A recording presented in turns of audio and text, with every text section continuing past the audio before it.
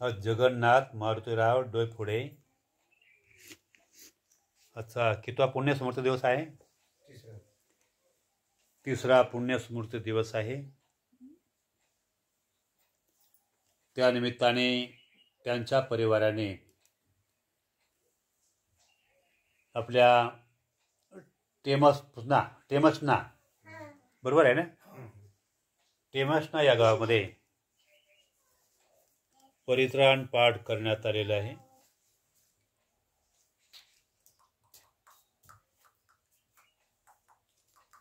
तेव्हा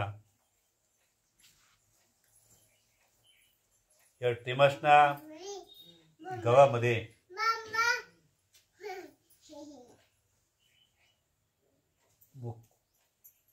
टेमसना तालुका काय? तालुका कामठी, जिल्हा नागपूर. या गावामध्ये त्यांच्या परिवारांच्या त्यांना किती मुलं आहे? काय नाव आहे मुलांचं? अजय अतुल डोईफोडे हे त्यांचे मुलं आहे. जगन्नाथ मारुतराव डोईफोडे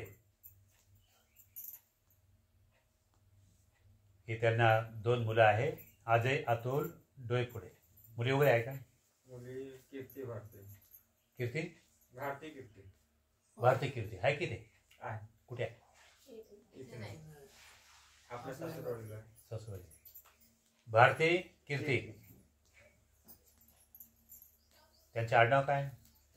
भारती भांगे कीर्ती जोडापे. भारती भांगे असं त्यांचं आडनाव झालेलं आहे. आणि कीर्ती जोडापे त्या नवीन परिवारामध्ये त्यांचं असं आडनाव आहे. तेव्हा आज जगन्नाथ मारुतराव डोईफोडे यांच्या तिसऱ्या पुण्यस्मृती निमित्ताने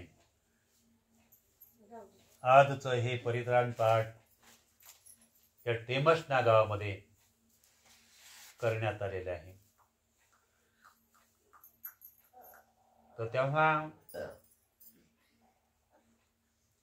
त्यांच्या चारी महाभूतांना बल मिळो ही मंगल कामना करण्यासाठी हे परित्राण पाठ केलं जात आहे. बुद्ध धम्मामध्ये अशा जिवंत लोकांसाठी व मृत्यू पावलेल्या लोकांसाठी भगवान बुद्धाचा धम्म लाभदायक ठरला गेलेला आहे, कल्याणकारी ठरला गेलेला आहे. उदाहरण आहे बरेचसे. कारण भगवान बुद्धाचा धम्म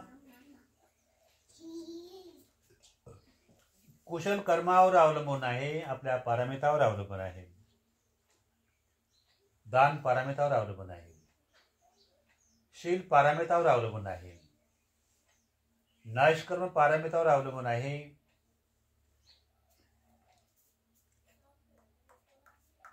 दान, शील, नैष्कर्म, प्रज्ञा, वीर्य, शांती, सत्य, अधिष्ठान, मैत्री, उपेक्षा हे 10 पारमिता आहे.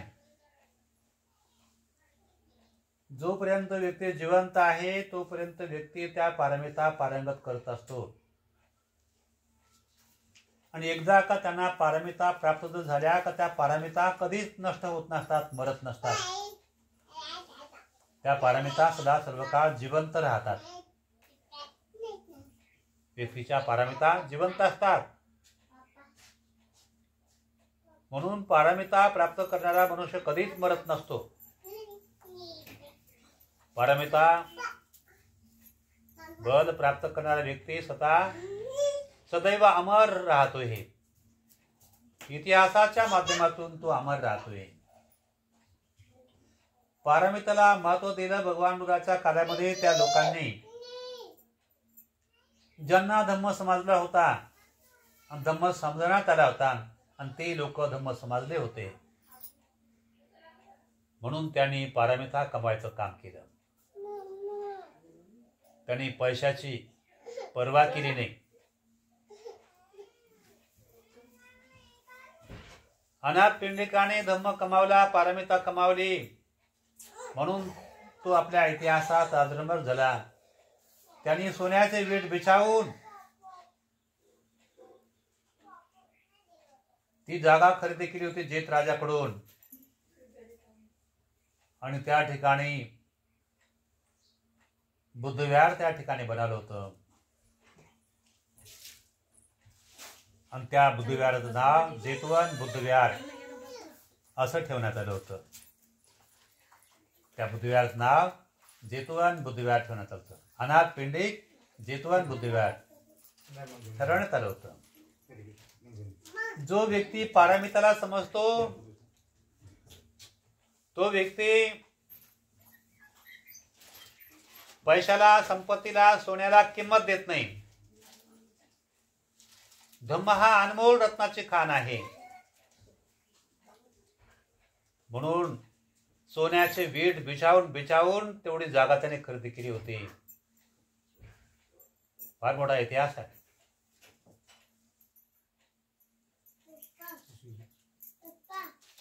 भगवान बुद्धाच्या काळामध्ये धम्माला मानणारे श्रद्धासंपन्न विशाखा मेघार माता, ती भगवान बुद्धाचं प्रवचन ऐकायची, शिलाचं पालन करायची, धम्माचं चिंतन करायची. तिच्या धम्माचं बळ जागलं होतं. म्हणून धम्म ऐकण्यात तिच्या मनाची एकाग्रता व्हायची. मन लावून धम्म ऐकायची. जे लोक मन लावून धम्म ऐकतात, मन लावून धम्म समजतात, ते मन लावून सर्व प्रत्येक कामं करत असतात. जे मन लावून प्रत्येक कामं करत असतात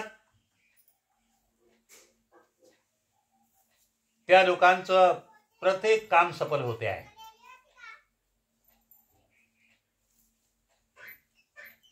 म्हणून तिला धम्म श्रेष्ठ वाटायचा, म्हणून मन लावून धम्म ऐकायची. तिची मैत्रीण देखील फार सुंदर होती, सुप्रिया नावाची उपासिका. ती मन लावून धम्म ऐकायची.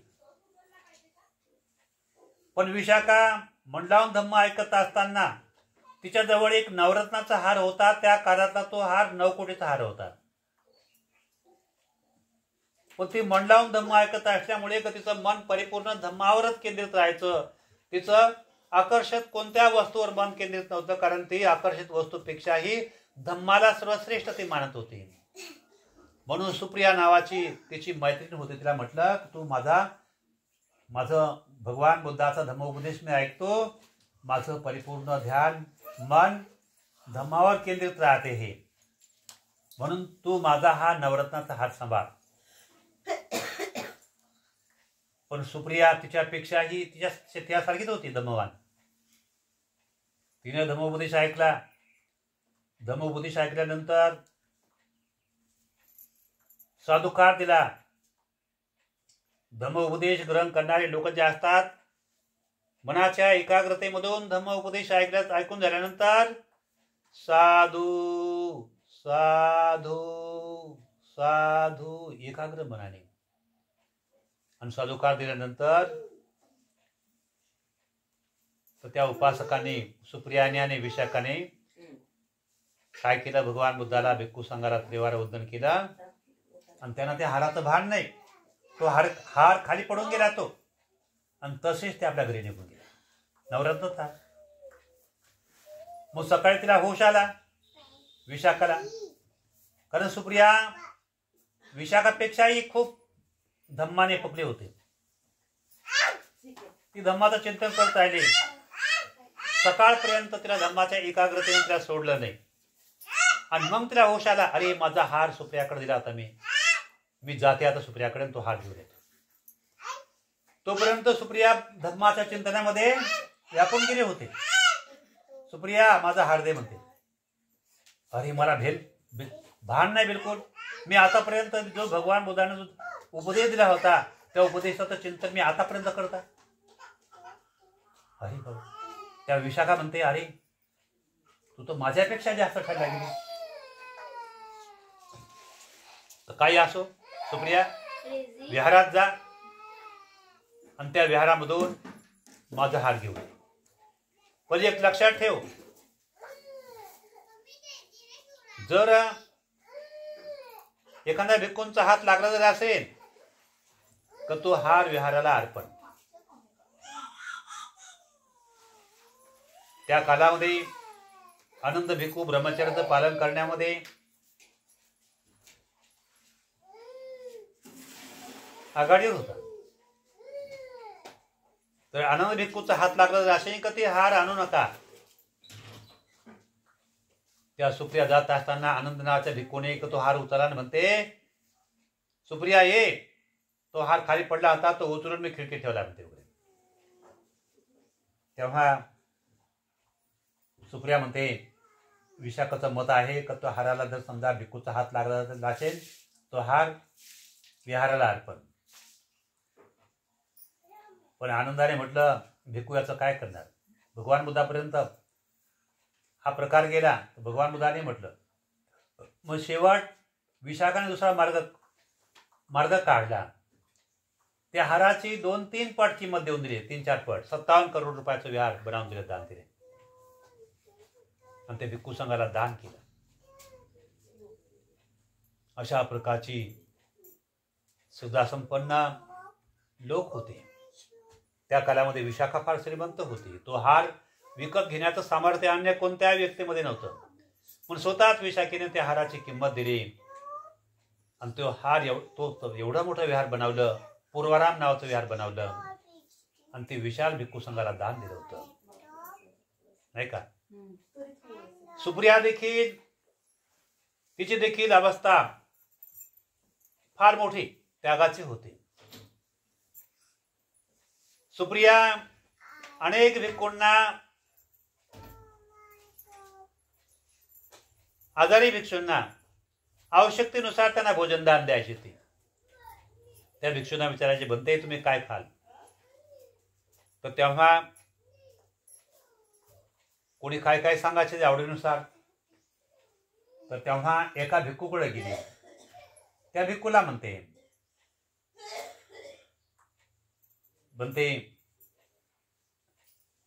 तुम्ही काय ग्रहण कराल. सुप्रिया, माझी तब्येत बरोबर नाही, तर तुम्हाला कोणती दवाई हवी. सुप्रिया, जी दवाई मला हवी आहे का ती दवाई ग्रहण करण्यासाठी तथागत भगवान बुद्धाने मनाई केलेली आहे आणि म्हणून मी ते म्हणत नाही. आणि ते जर ग्रहण जर केलं तर माझी तब्येत बरोबर होईल. पण ते ग्रहण करायला अडचण नाही, पण ते तोंडाने नाही मागतायत. न मागता जर समजा मिळाली तर ते ग्रहण करता येते भिक्खूला. काय आहे पण मी आपल्याला सांगू नाही शकत. पण सांगा बनते कृपा करून, कारण ते सदा संपन्न होते. ग्रस्ती जीवनामध्ये मी होतो तो मांसाचा काढा प्यायचो तर माझी तब्येत बरोबर यायची. मी ग्रस्ती जीवनामध्ये होतो, मी मांस काढा प्यायचो तर माझी तब्येत बरोबर जागेवर यायची. पण या भिक्खू जीवनामध्ये भगवान बुद्धांनी मांस गाडा तोंडाने मागायचं नाही असं म्हटलेलं आहे. सहज उपासकांना दिलं तर ते ग्रहण करता येईल. ठीक आहे बनते, तुम्ही तोंडाने मागू नका. तर तेव्हा मी माझ्या मनाने तुम्हाला दान देईन. माझ्या मनात दान देण्याची भावना आहे. तर समजा त्यांना आजच्याच वेळी तिनं दान देण्याचा संकल्प केला होता. पण त्या दिवशी उपवासाचा दिवस होता.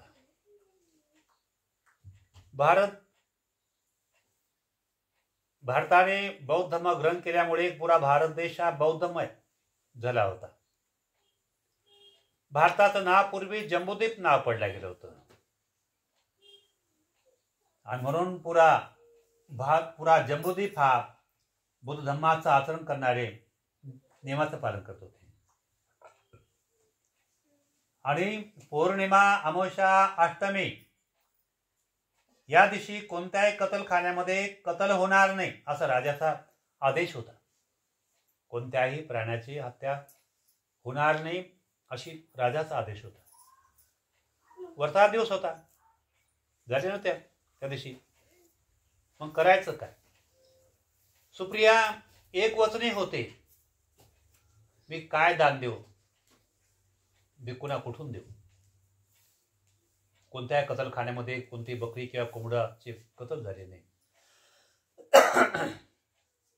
मी तर कोणत्या स्वतःवर मी शिलाचं पालन करता असल्यामुळे कोणत्या प्राण्याची हत्या नाही करू शकत. एखाद्या खाटकाने जर हत्या केली असती तर तो दोष माझ्याकडे नसता आला. ते अन्य दुसरे कोणतरी हत्या केली असती आणि मी ती खरेदी करून त्या भिक्खूला काढा बनवून ते देऊ शकले असते. पण आता राजाचाच आदेश असल्यामुळे समजा कोणी हत्या करू शकत नाही, तर मी हत्या नाही करू शकणार. मग करायचं काय? ते विचार करून लागली. अनेक अशा वस्तीमध्ये एखादा कुत्र जरी कोणीकडे मेला असेल तरी समजा ते वचनाचं पूर्ण पालन करेल. मग तिला ते द्यायचं होतं. पण ते समजा त्या ठिकाणी कोणीच तिथे काहीच मित्र भेटलं नाही. आणि मग तिला निर्धार केला मनाचा, तिची दाशी असते, माझं वचन तुटलं नाही पाहिजे. तिनं एक पाठी आणायला सांगितलं, एक छुरा आणायला सांगितलं. मोलकरीण मालकीन सुप्रियावर फार प्रेम करत होती, कारण तशी होती ती गुणवान. आपल्या नोकर चाकर लोकांशी ती फार प्रेमाने व्यवहार करत होती. तिला सांगितलं, तू एक छुरान घेऊन ये आणि एक आपला हे घेऊन ये म्हणे, एक टोपली आली. कशासाठी मालकीन ताई, तुला काय करतं आज म्हणे माझ्याकडे. तिनं मांडी उघडी केली आणि त्या मांडी तिनं मांस कापलं चरचरा. पण त्या मोलकरीणच्या डोळ्यातून चर्र असत म्हणजे आपलं पाणी वाढ लागलं. मालकीन ताई, हे काय करता तुम्ही?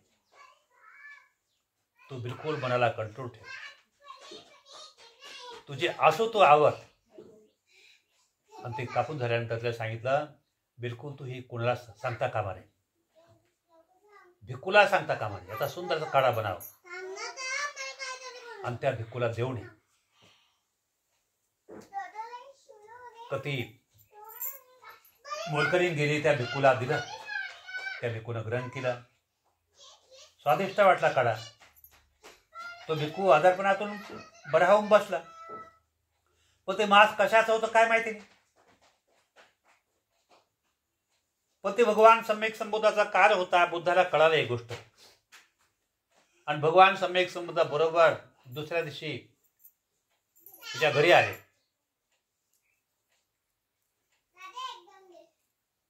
म्हणजे ते येण्यापूर्वी घडल्यापूर्वी काय झालं तर तिच्या नवऱ्याचं नाव राहते सुप्रिया आणि तिचं नाव तर सुप्रिया. तिचा मालक रोज 5 वाजता यायचा, तर सुप्रिया बरोबर दरवाजात उठून उभे राहून स्वागत करायचे नवऱ्याचं. नवरा खुश व्हायचा. मग तिने विचार केला, समजा आज सुप्रिया का उठले नाही व काय कारण आहे. त्याला आश्चर्यचकित वाटलं. मग सुप्रिया जवळ गेला. तिला काय ताप आला होता, एवढं मोठं मांस कापलं तर. तिला विचारलं, असं का घडलं. ती खरं सांगायला लागली, मी भिक्खूला मांस काढा दान दिला. तिचा पती देखील धम्मवान श्रद्धा संपन्न होता. दोघं श्रद्धा संपन्न होते. त्याचं मन दुखल्याने गेलं. त्याने आपल्या पत्नीची प्रशंसा केली. मी भाग्यवान आहे, मला अशी सुंदर अशी पत्नी मिळाली. सुंदर रूपाने सुंदर तर होती, पण मनाने सुंदर होती. ती सर्व गुणाने सुंदर असलेली पत्नी मला मिळाली. म्हणून स्वतःला त्यांनी फार धन्यवाद दिला. मग दुसऱ्या दिवशी भगवान बुद्ध आले. भगवान बुद्धाला निमंत्रण नसताना आले भगवान. आणि मग भगवान बुद्धाला त्या ठिकाणी आसन टाकण्यात आलं. आसन टाकलं आणि बसलेल्या आसनावर भगवान बुद्ध बसले. आणि भगवान बुद्धाने सुप्रियाला म्हटलं, ही सुप्रिया कुठे गेली आहे? सुप्रिया आजारी आहे का? तिचा हात धरून ये, तिला चालता पण येत नाही, तिला उचलून घेऊन ये म्हणे. तिला उचलून आणला. त्या भगवान सम्यक संबुद्धाचा महान प्रभाव होता. भगवान बुद्धाने भोजन दान केलं. भगवान बुद्धासमोर आल्याबरोबर बुद्धात बल होतं, 10 बल होतं त्याच्यामध्ये. भगवान बुद्धाला भोजन वाढलं, तिचं अनेक इन्फेक्शन कमी झालं, दूर झालं. तर त्यामुळे नंतर सुप्रिया देखील शांतपणाने धम्मोपदेश ऐकून मन लावून तिने धम्मग्रहण केला. आणि त्यामुळे तिची पारमिता बल वाढल्या गेलं. असं म्हटलं गेलं की तिचा आधार देखील दूर झाला, तिचं वेदना देखील कमी झाल्या. ते धम्माचं बल होतं. कारण पारमीच्या बलाद्वारे अनेक गोष्टी शक्य होतात, ज्या अशक्य आहे शक्य होतात. ती दुःख यातना पण दूर झाली आणि सुप्रिया चालत फिरायला लागू लागली. तिचं श्रद्धा संपूर्ण मन होतं आणि म्हणून तिची अशी एवढी मोठी अफाट आवडवी अवस्था होती. मन देखील अफाट होती. अनेक कालची सेवाभावी प्रवृत्ती असल्यामुळे ती मोलकरीण होती. हे चित्र पाहून त्या डोळ्यातून अश्रू तरळले होते. कारण प्रिय लोकांना त्यांच्याविषयी असं वाटते, गहिवरून वाटते. कारण तसं त्यांच्यामध्ये तशी गुणाची खाण असते. भोजन झाल्यानंतर भगवान बुद्ध भिक्खू संघाची त्यांनी मीटिंग घेतली. भिक्खूंना विचारलं, भिक्खूंनो, काल मांस काढा ग्रहण केला कोण भिक्खू होता? माहित आहे का तो मांस काढा कशाचा होता? राजाने आदेश दिला, ज्या दिवशी पौर्णिमा अमावस्या अष्टमी राहील त्या दिवशी कत्लखाने बंद राहतील. मग काल कत्लखाने बंद असल्यामुळे समजा ती शिलाचं पालन करणारी ती सुप्रिया ती कोणत्या प्राण्याची हत्या करणार होती. म्हणून तिनं कोणत्या प्राण्याची हत्या करणं पसंत नाही केलं. तिने स्वतःच्या मांडीचं मांस कापून तिनं काढा बनवला आणि ती कोणत्या भिक्खूला दिलं. ती असं नाव ऐकताक्षणी ती सुप्रिया सर्वांना प्रिय होती. तो बिमार भिक्खू होता, गप्पून खाली बसला. त्याला फार दुःख झालं. तिने आपल्या मांडीच्या मांसाचा तिला बळी द्यावा लागला, नाही का? मग असे प्रिय लोक कोणाला दुःख होणार नाही. आणि प्रिय लोक कशामुळे प्रिय होतात? जगाला, लोकांना, भिक्खू संघाला प्रिय कशामुळे होतात? त्यांच्या दान पारमिताद्वारे. दान पारमिताद्वारे ते प्रिय तर होतात, पण त्या दान पारमिताचं तेज त्यांच्या चेहऱ्यावर पूर्ण हावभावावरती त्यांच्यामध्ये अनेक प्रकारचं तेज बल त्यांना प्राप्त होते आहे. आणि ते तेज बल त्यांना ध्यानाचं बलही प्राप्त करून देतात. तासन तास, 2-2, 3-3 तास, 4-4, 5-5 तास किती वेळपर्यंत ध्यानामध्ये डुबून राहतील. ते सुख देतात. ही पारमिताचं तेज, पारमिताचं बल किती अवाढव्य आहे, किती सुख देणारं बल आहे, नाही का? ही पारमिताचं बल प्राप्त झाल्यानंतर केवळ मनुष्यांनाच प्रिय आहेत का? ती पारमिता जर प्राप्त झाल्यानंतर त्या पारमिताच्या माध्यमातून त्या ध्यान देखील त्यांना प्रिय होते आणि त्यांच्यात ते स्वतःमध्ये जे ध्यानाची अवस्था प्राप्त होते, त्या ध्यानाची अवस्थेला, ते ध्यानाची अवस्था देखील त्या व्यक्तीवर मनाभावातून प्रेम करतात. आणि अनेक जण ध्यान करणारे सुगतीला प्राप्त झालेले लोक ते देखील अशा व्यक्तीच्या दानाचं अनुमोदन करत असतात. हे फार मोठं म्हणून इतिहास कमावणारे जे असे महान लोक होऊन गेले. म्हणून इतिहास कमावणारे लोक जिवंत असेल किंवा मेले असेल, ते सदा सर्व काळ जिवंत असतात. ते कधीच मरत नसतात. म्हणून भगवान सम्यक संबुद्धाने आत्माद वर्गातून उपदेश दिला आणि म्हटलं, काय म्हटलं? आत्मादो अमत पदांग पमादो मचुन पदं. आत्मादो अमत पदांग पमादो मचुन पदं. आत्मत्तानं मियंती एपमत्था यथा मतां. अप्रमाद अमृत पद आहे. प्रमाद मृत्यूचा पद आहे. अप्रमादी माणसं मरण पावले असेल तरी तो जिवंत आहे, आणि प्रमादी माणसं जिवंत असूनही ते मेल्याचं मन असतात. प्रमाद अप्रमाद कायचीच आहे. प्रमाद जो धम्माने सदाचाराने नीतीने न वागणारा व्यक्ती. प्रमादी मनुष्य कोण असतो? धम्माने सदाचाराने दानाने श्रद्धेने संपन्न नसतो. तो आकुशलाने बरबडलेला असतो, वाह्यात विचाराने बरबडलेला असतो. तो मनुष्य प्रमादी, तो दुर्गतीला जाणारा. पण मात्र अप्रमादी मनुष्य कोण?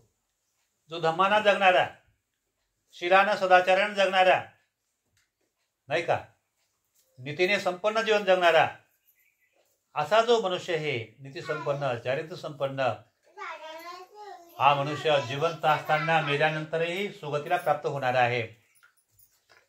म्हणून भगवान बुद्ध म्हणतात, हा अप्रमादी मनुष्य जिवंत असताना तो इतिहास कमवतो, मेल्यानंतरही इतिहास कमवतो. तो मेल्यानंतरही त्याच्या इतिहासापासून लोक धर्म शिकतात. भूतकाळ, भविष्यकाळ, वर्तमान काल लोक शिकत जातात का त्याचा इतिहास काय कमी नाही पडत लोकांना.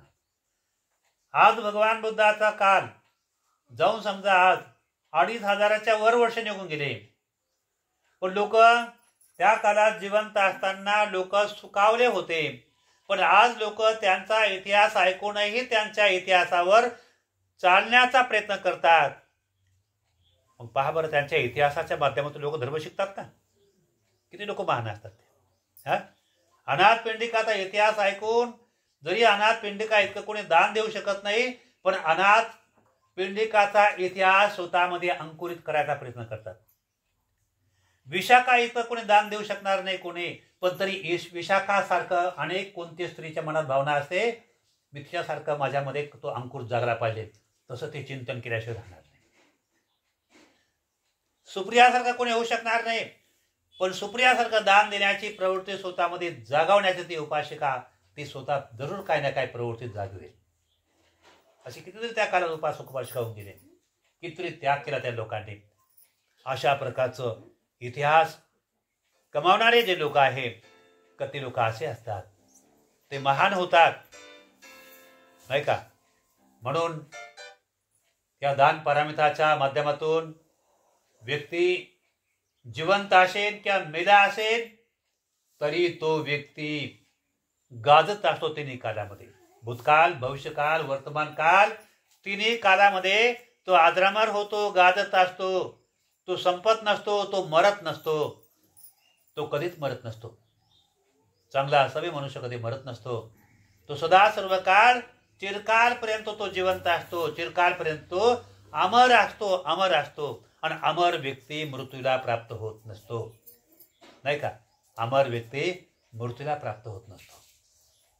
आणि म्हणून ही अमर अवस्था ज्यांना प्राप्त करायची, तर भगवान बुद्ध काय म्हणतात, तर त्यासाठी 10 पारमिताचं अनुकरण करण्यासाठी प्रथम एका पारमिता जरी अनुकरण केलं, एका पारमिताचं अनुकरण जरी केलं, तो व्यक्ती पारमितापासून तो आपला तिन्ही काळांना तो सावरतो, तिन्ही काळांना तो साकारतो. किती मोठी गोष्ट आहे. मोठी गोष्ट झाली का ना ती एवढी मोठी गोष्ट असते. तर म्हणून तीच तिन्ही काळ आपल्याला साकारायचं आहे.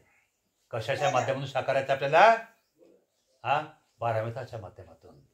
मी मेलो तरी माझ्यापासून लोक प्रेरणा घेतील, उदाहरण घेतील, काय शिकतील? धम्म शिकतील, शील शिकतील, दान द्यायचं शिकतील, शील पालन करायचं शिकतील. अनाथ पिंडिक, सुप्रिया, विशाखा, ती लोक दानच देत नव्हते, तर अनेक गोष्टीचं ते शीलाचं पालन करत होते. अनेक गोष्टी दान द्यायचे, अनेक गोष्टीचं ते शीलाचंही पालन करत होते, अनेक गोष्टींचं ते त्याग संपन्न जीवन जगत होते. तर हे किती मोठे ते लोक दानवान पुण्यवान लोक होते ते. म्हणून या गोष्टी तर समज स्वतःत निर्माण करणे फार मोठं महत्वाचं आहे. तर तेव्हा आज आपल्या इथे जगन्नाथ मारोतराव डोईफोडे यांच्या पुण्यस्मृतीनिमित्ताने त्यांचा मुलगा अजय अतुल डोईफोडे त्यांची आई आहे का? कुठे आहे? तुम्ही आहे का? तुमचं नाव काय? लक्ष्मी जगन्नाथ डोईफोडे. हा परिवार या ठिकाणी आहे. या त्यांचं पुण्यबळ द्विगुणित हो ही मंगल कामना व्यक्त करण्यात येत आहे. तर तेव्हा आजच्या प्रसंगी जगन्नाथ डोईफोडे यांची पुण्यस्मृती बलदायक हो, धम्माने द्विगुणित हो, संघाच्या प्रतापाने त्रिगुणित हो ही मंगल कामना व्यक्त करून आजच्या प्रसंगी ही धम्मादेशना देऊन मी संपवतो आहे. मनातीन दास साधू.